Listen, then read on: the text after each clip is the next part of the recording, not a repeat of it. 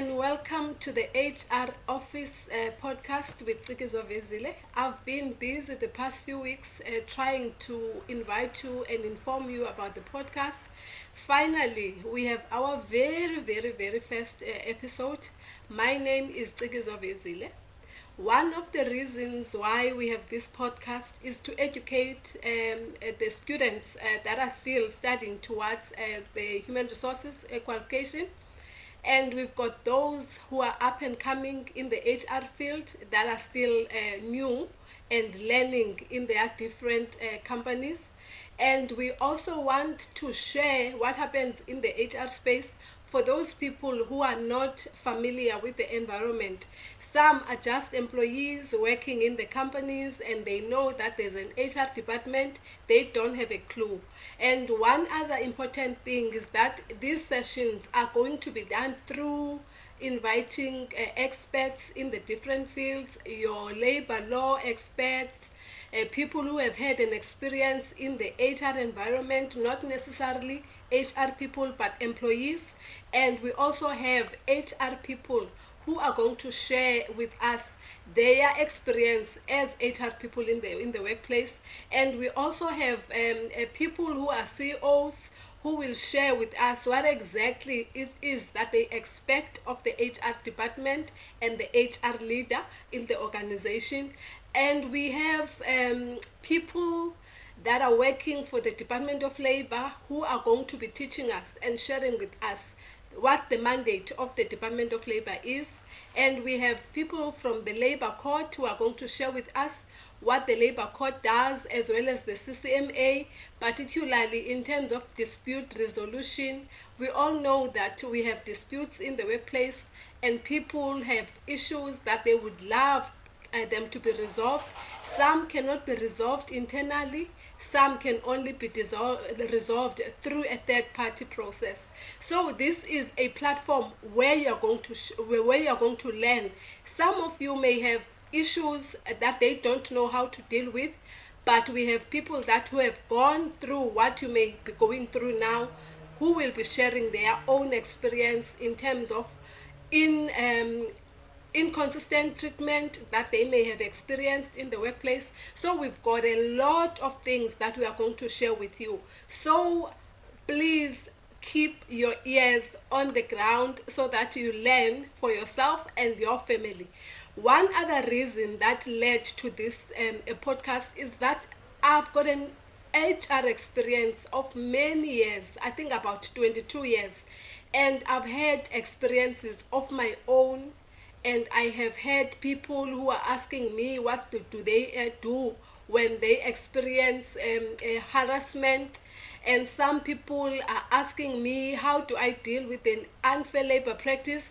So I then decided that let me try and find an opportunity to help even those that are not my friends. So that is why we are here today. And we've got different podcast platforms where you will find us. And we're also available on YouTube. You find us on LinkedIn. You find us on Facebook. So we are everywhere. Wherever you look for the HR Office podcast, you will find us. So there are other information that you will find on the screen that is available for you to see where you will be able to get us. Today we've got a very special guest. Somebody that has helped me in my master's studies, and I believe that she has a wealth of HR experience. And today we are going to take you through a historical a context in terms of where HR comes from, why the HR department, and we are going to also take you through the current HR workplace issues that are going on right now. We've got trends, and we are going to share with you some ethical considerations that the HR people need to be aware of. So be tuned in and stay with us. We are going to keep you informed. Remember that one important thing is that this podcast is for streaming perspectives and streaming knowledge. So that is one of the reasons why we exist. So today I'm going to introduce you to our special guest, Professor Werner, who is from the Nelson Mandela University. Good day, Prof, and welcome. We thank you for your time. Prof is from an academic background in that she has co-authored many books, and I saw the other day when I visited her at the university that there's an organizational behavior textbook that she wrote, and also she specializes in the organizational behavior and human resources environment. That's what she's teaching, and she's also registered with the South African Board for Personnel Practices. So she is somebody that is qualified and somebody who knows her story. She is currently the senior head of department in the Human Resources Department at the Nelson Mandela University. Welcome, Prof. I am so excited and I cannot wait for us to share with our viewers what you have today. Thank you very much. It's my pleasure to be here. Okay. Prof, sometimes I use Doc, sometimes I use Prof interchangeably because it's a title that you both hold. Prof, I just wanted to know, because I'm curious, why of all careers did you choose human resources, and why did you focus on the academic space of HR? Well, you won't believe it, but originally I wanted to become a teacher. Okay. And then I decided, no, I wanted to study journalism. So I studied journalism, and I also needed another major module, and I chose industrial relations, industrial psychology. Okay. And then I enjoyed that so much that I actually focused on industrial psychology. And that covered a lot of human resource management as well. And today, if you look at what I'm doing a bit of journalism in the sense that I'm writing books. Yes, yes. I'm in the context of human resource management, and I am a teacher. Okay. So I'm actually, whatever I wanted to achieve, somehow or the other, I'm doing that today. Oh, wow, that's great, Doc. Doc, we appreciate your time once again, and it's exciting to hear how you have gone into the HR space. We would like to know from you, can you give us a brief historical overview of the evolution of HR and its initial purpose when it was first introduced in the organization? Why HR in the organization? Well, your listeners are very young, so they can probably not even think back at a time when organizations actually were established for the first time, where people started factories and they started businesses. And then they realized that managing the people in these organizations became too much trouble for them, and they actually needed specialists to help them to deal with that. So originally, in the beginning of the 20th century, human resource management was called personnel management. And it basically covers keeping records of the people working in an organization and then making sure that they were paid and that their wages were managed. And after that, organizations realized that people is actually very important and valuable to the organization, and that more attention should be given to people, and that you also needed to focus on relationships in the workplace. And from there, human resource management developed, and it has a much broader focus today. Oh, okay, that's true. It has gone beyond being a personnel department. I know that from experience. Yes. Thanks, Prof. From your perspective, Prof, what was the original and the role? Oh, I think I've asked the question. I don't need to ask you, because these are the questions that are coming from viewers. We want to know the current state of HR. In today's organizational landscape, do you believe HR is fulfilling its intended role? And if not, what do you think might be some of the reasons for these deviations, if there are any? Okay, I'll start with just talking about the role of human resource management. Because since human resource management took on a much more important role in the organization. They're not focusing only on the admin and the wages and salaries of people, but we now talk today about the human resource value chain. And the function of HR is actually very, very broad. It starts from planning what the people are that you need in the organization, then recruiting them, using a selection process to test to select the best people to work for you, and then having an orientation or a socialization process to make people feel welcome in the organization and to perform at a high level as quickly as possible. Then it also includes training and development of employees and managing employment relationships in the organization, as well as wellness, performance management, and HR is also to a large extent responsible for organizational change. In that sense, we talk about the HR value chain, and as you can see, it's a much bigger function than what personnel management was originally.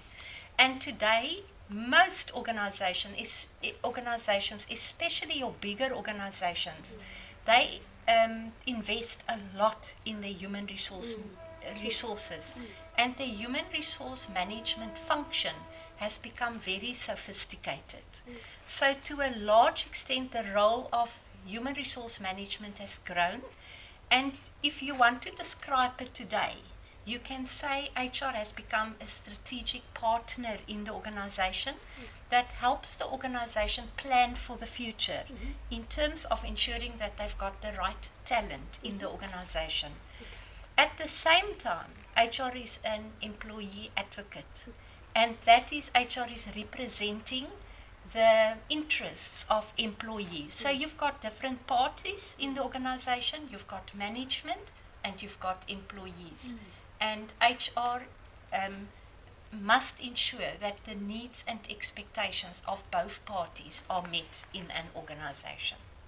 You know, Prof, from my experience, how employees view HR these days, they see HR as a department that is pro-employer, that it no longer cares about the people. Some have raised concerns in that they are not treated fairly by their line managers or managers, and HR does nothing. So in a case like that, what would you advise somebody that finds themselves in such a situation? You have asked me also the question whether HR lives up to their responsibilities.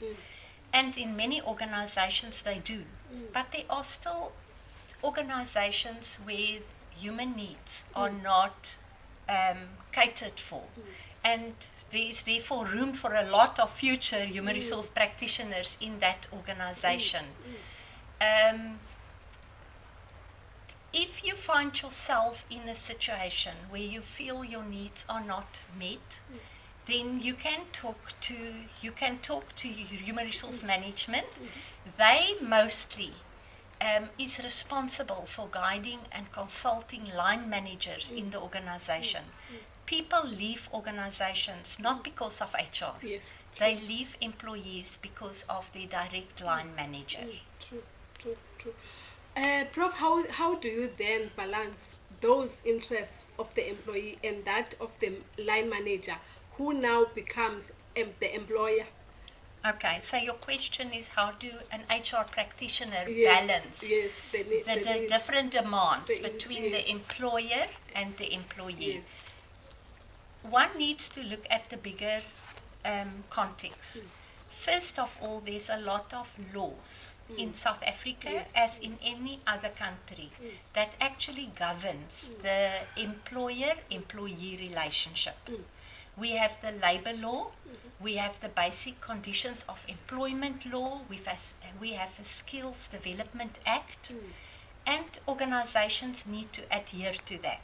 So the first role of human resource management is to ensure that in terms of your people practices, organizations adhere to the labor laws and that there is compliance. In the second place, organizations have policies in place, And HR is firstly responsible for the development of those policies, the human-related policies, and then they need to ensure that people adhere to those policies. So when an employee is in a situation where the employee feels treated unfairly, it may be that the laws are not adhered to, it may be that policy is not adhered to. HR needs to stay professional, and they don't choose side of the employer, they don't choose side of an employee, they look at the interests of both. And they do that by ensuring legal compliance, they ensure that policies are in place and that people stick to those policies. Then perhaps I also just need to add that in South Africa, human resource practitioners register with the South African Board for People Practice. You have referred to the SABPP. And that is the professional body that guides the conduct of human resource practices and also the conduct of the practice of human resource management in organizations. So the HR practitioner must balance the needs and interests and expectations of people, but does so by anchoring it in the law, anchoring it in policy, and anchoring it in the professional conduct of the HR practitioner. Wow, So a very important role. That's a mouthful, Prof. I'm thinking in trying to bring an understanding for our listeners as well, that you are mentioning three most important things. One, it's important for HR to ensure compliance in the organization through the policies that the organization has, as well as through the laws of the labor laws of our country. And lastly, you are mentioning the conduct regulator, which is South African Board for People Practices. So HR needs to make sure that those three documents or laws are adhered to, especially themselves as HR professionals. I think I like that. Thank you so much, Prof. And then HR sometimes is often faced with ethical decision making. And how would you approach ethical decision making within the HR environment? And what strategies would you advise that we employ to ensure the department is aligned with ethical standards? Okay, ethics is basically in terms of what is right, doing the right thing. And once again, to do the right thing, one needs to adhere to the law. It's very interesting to think about it, that South African law is also founded on the constitution of the country. And the constitution talks around equity, fairness, inclusivity. And policies in organizations are also aimed at achieving inclusivity, fairness and equity, and the laws of our country does the same. So those are the anchors that the HR practitioner must adhere to in order to act in an ethical manner. At the same time, ethics is not always clear. It is not always easy. So it's very important that in the first place you realize this is an ethical issue. What are the intended and unintended consequences of decisions that we make? And if there's any uncertainty around that, don't make a decision by yourself. Then bring in all the important stakeholders, and that those stakeholders need to be diverse so that you get different voices in the conversation. And then discussions can take place, because you might actually think you act very fairly, but there might be things that you overlooked. And from an HR perspective, we also need to continuously check the policies in our organizations and do an audit to see if those policies are indeed fair. And if those policies meet the needs of our employees. Circumstances change, the world change. Even now lately, where there's a lot more focus on work-life balance, for example, the old policies of the organization might not be suitable anymore.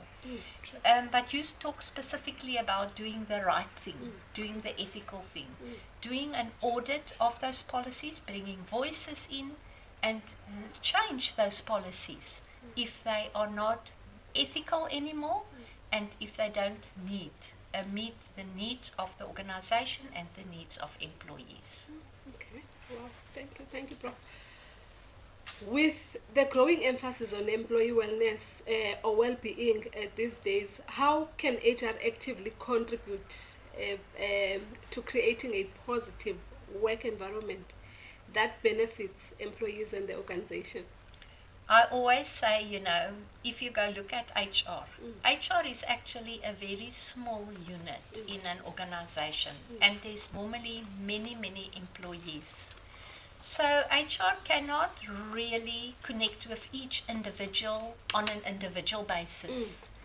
But HR can put systems in place for the wellness of people.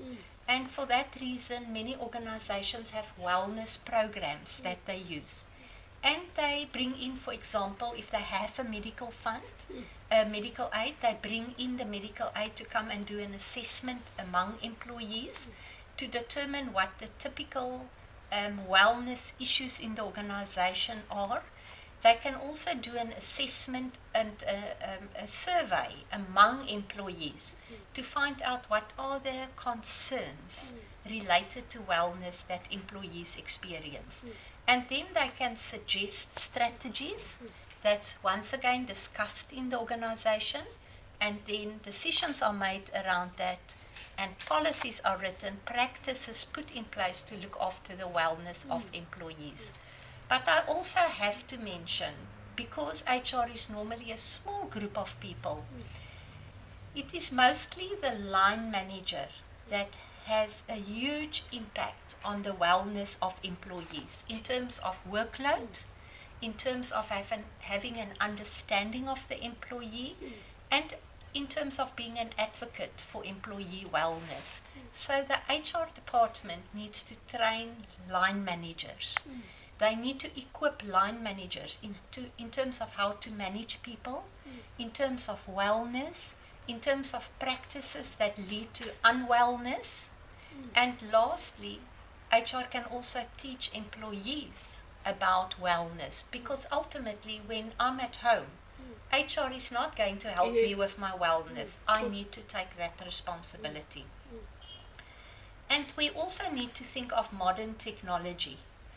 HR can teach people how to utilize technology in order to manage their wellness. For example, you get smart watches, and that is technology that can be used as a way to measure people's wellness.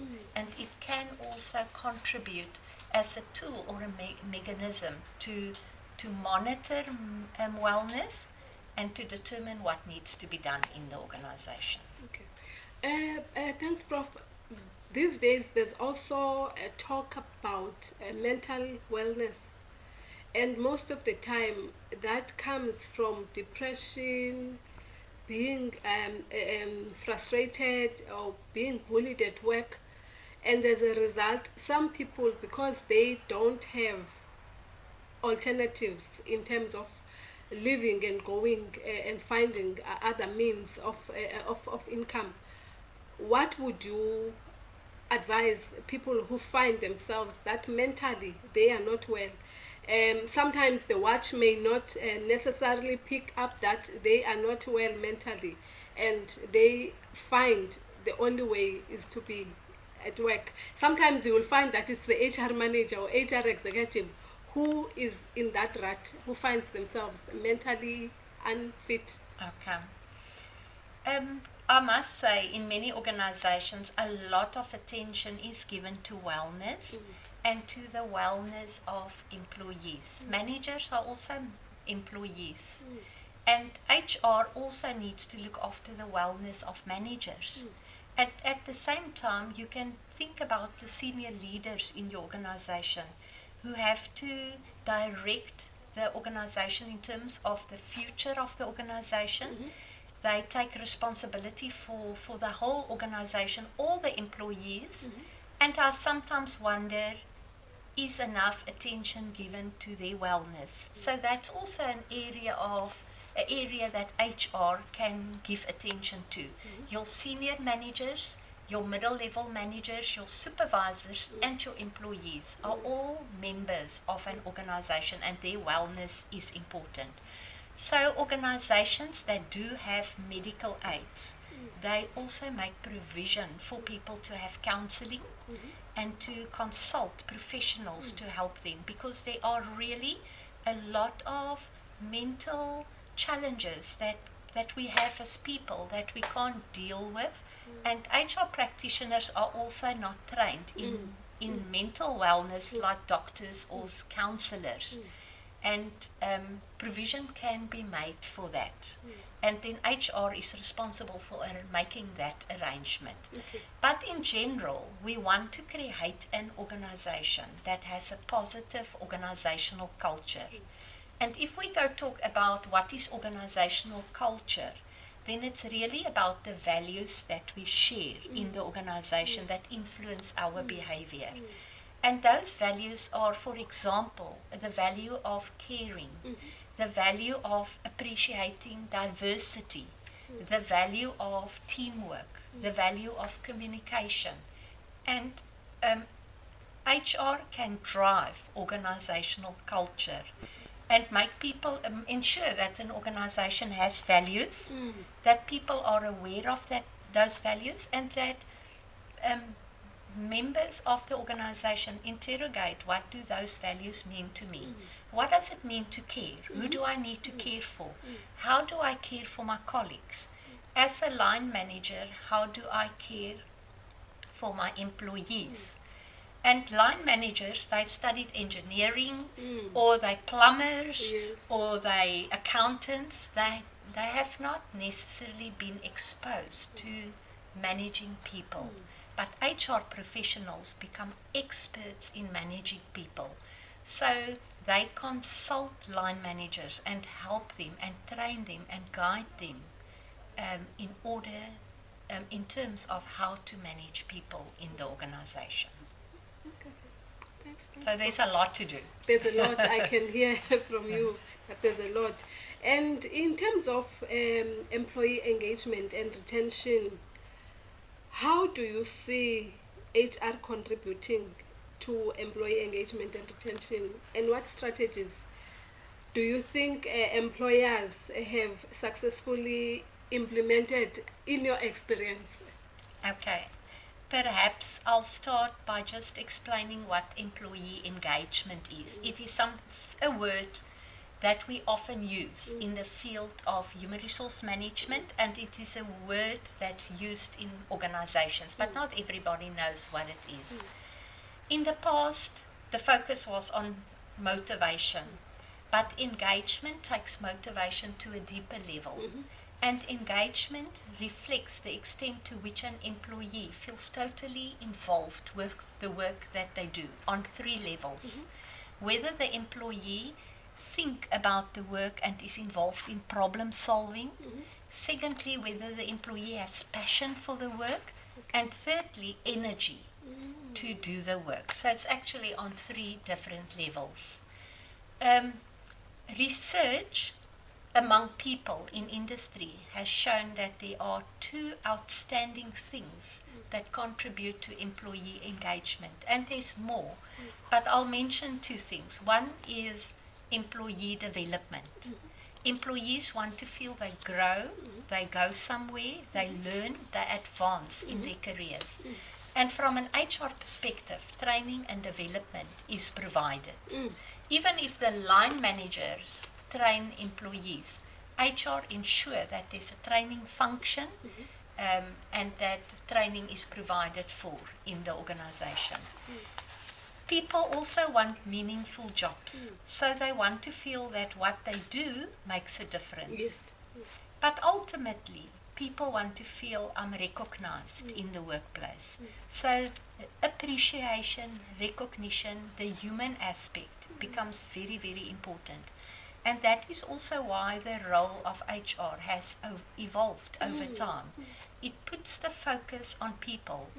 And if you go compare organizations today to organizations that were existing or in operation 50 years ago, one will be amazed to see how much more effort is put into employees and how much more is put into systems to help employees grow, develop, to empower them, to engage them, to give them a meaningful experience and also recognize their efforts. Engagement, you mentioned 3 things. Can you repeat Yes, them? I hope I can remember the 3. But the one is people want to develop. Yes. They want meaningful work and they want recognition for what they put into the organization. Okay. The other day when I was in your office, you mentioned something that was interesting for me, that when thinking about retaining people, most people look at money, and yet money is what brings people in the organization, meaning it's a tool that you use to attract the people to come in. Money does not retain people in the organization. What do you have to say more, Prof, on the retention part? You're absolutely right. Money might attract people to an organization, but once they're in the organization, it is not the money that drives them. It is the work that they do. If the work is interesting and challenging, if they recognize, if they play an important role in the organization. What people do want in their work is that what they do is meaningful, that they have a voice, Yes. that they can participate, and that they valued for what they do. It doesn't mean that money is not important. Money is always important because at the end of the day, everybody needs to buy groceries. Yes. But I always say to people, today, if you're at work what day is it today? On a Thursday, you think of the customer. You think of a problem that you have to solve. You think of people that you have to collaborate with. You don't think of the end of the month, I must be paid. People get driven by what is in front of them, the task, the challenge. And that is what people find interesting, what drives them. And that gives them focus. True. Okay. Thanks, Prof. The other question that I have, you mentioned earlier in the discussion that HR should act more like an organizational moral compass. How do you advise that HR practices and policies align with ethical considerations, and what challenges do you think HR face in this regard? I think I'm going to start with a challenge. We distinguish between moral people and moral systems. You need both in an organization. Okay. You need to have systems in place that ensure that practices are ethical, but you also need ethical people in the organization, and it starts at the top of an organization. The leaders of an organization need to be ethical. Your CEOs. Yes, right at the top and on every level in the organization. And they need to set an example, and they need to talk around ethics. And we do need to give guidance in terms of what are ethical practices. Yes.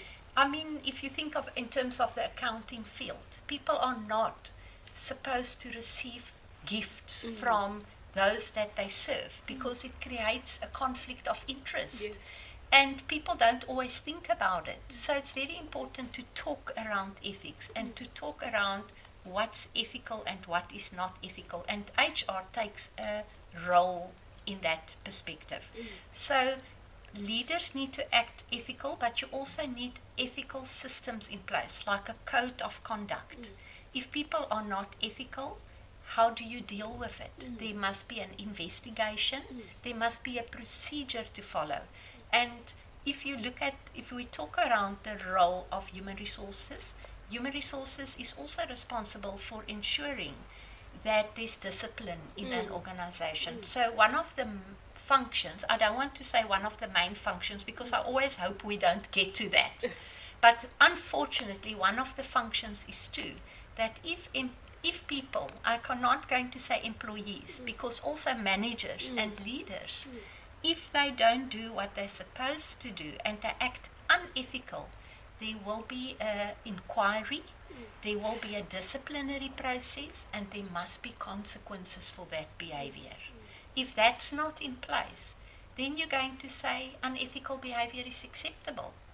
So the culture of the organization, the systems and consequences for behavior, organizations make use of whistleblower programs. They have secret phone numbers that people can call if there's unethical practices that they pick up.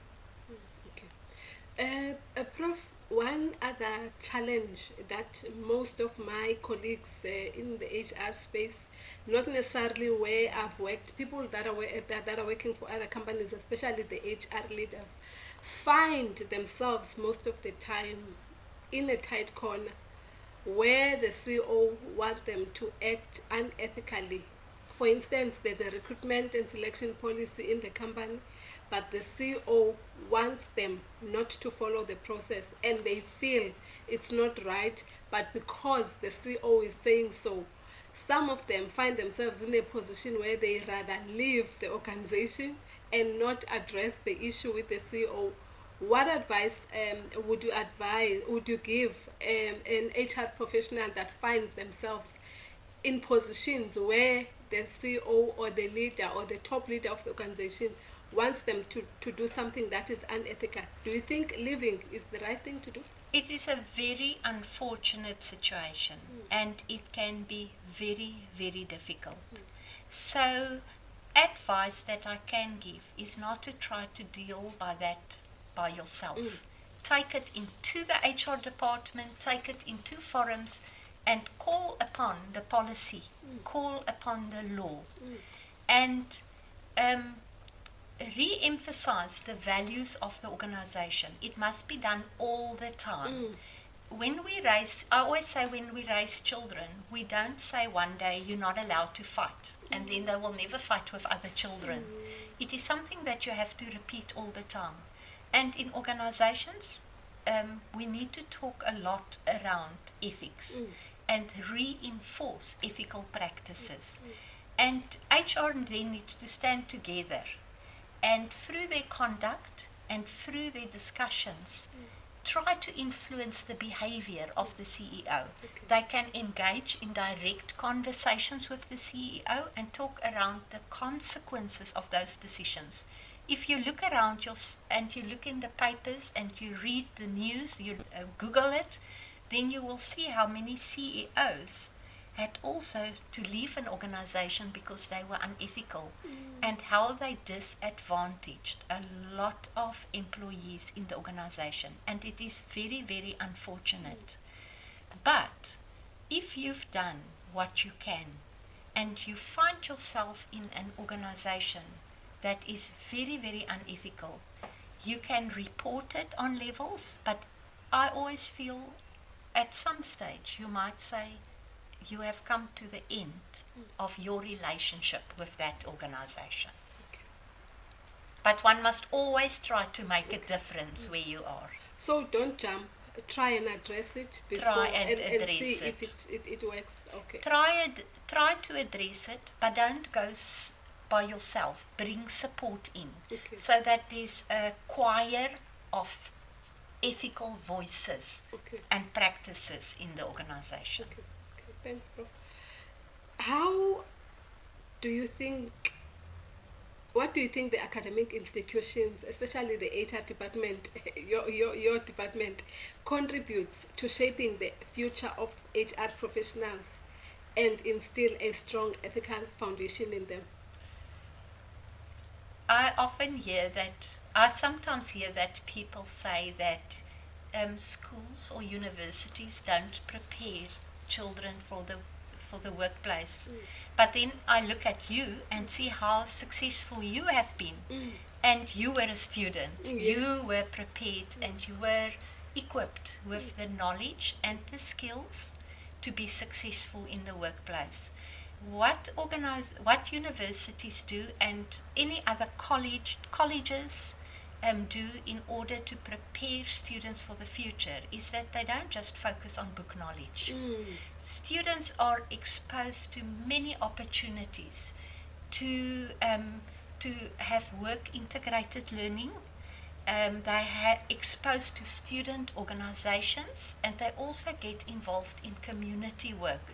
And those are areas where students can practice their skills, their knowledge, and a lot is spent also. The discussion that I have with you today is typical of discussions that students have among each other in the class as well. So ethics is discussed, and university itself also have values, just like that of an organization. And those values are rolled out so that both academics as well as students integrate those values. So no, a lot is spent on developing well-rounded students with what we call graduate attributes to prepare them for the workplace. Okay, well, thanks, Prof. In terms of HR leadership, what qualities do you believe are essential for HR leaders to effectively guide their departments and organizations with a focus on ethical practices? Leadership is a very big field, and leaders, effective leaders, must start with what is the future? What do we want to achieve? What do we want to be like? What are our values? So they need to create this vision of a very ethical organization and then establish values in that organization: integrity, openness, teamwork, collaboration, excellence, as an example. All those things contribute to ethics. Organizations, as I've said, they do have systems in place. Organizations also need to do reporting.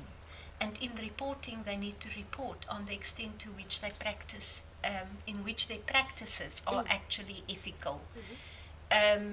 So HR leaders themselves need to be ethical, and they need to drive the ethical agenda in the organization. But they need to be good leaders. When leaders are effective, they're transformational leaders. They give people hope and optimism. They care about people. Their hearts are in the right place, and they put systems in place. People are more likely going to want to also act in an ethical way. Because the leaders are modeling the behavior, Absolutely. the ethical behavior. Okay, thanks, Prof. HR doesn't operate in isolation. There are different departments that they work with.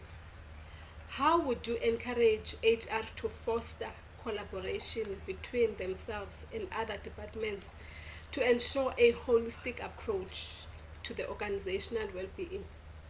Absolutely. HR cannot operate in isolation because HR is there to enable everybody in the organization, especially your managers and your line managers and your supervisors. Also to enable your senior leaders to lead and to manage effectively. So HR has a very, very important role in the organization. Thanks, Prof. We are close to the end of our questions, and now I wanted to hear from you. What advice would you give aspiring HR professionals, like students who are busy now studying, and there are those that when they look at the HR person, they see themselves in those positions? What advice would you give them to contribute positively to the HR profession and uphold the values that you believe HR should represent? I want to say to all the young people and all the people that you touch through your podcasts that whatever one learns, one can apply immediately in your life. Everybody can make a difference. I feel that as a student you might feel inexperienced, but you gain knowledge and skills and values that you can apply in the community. You can apply it in your family. So I would encourage people to start getting engaged in activities where they can also practice their values. Young people must also talk around the values. They're the future leaders of organizations. And yes, I think young people, values are important to them, and they're socially quite conscious as well.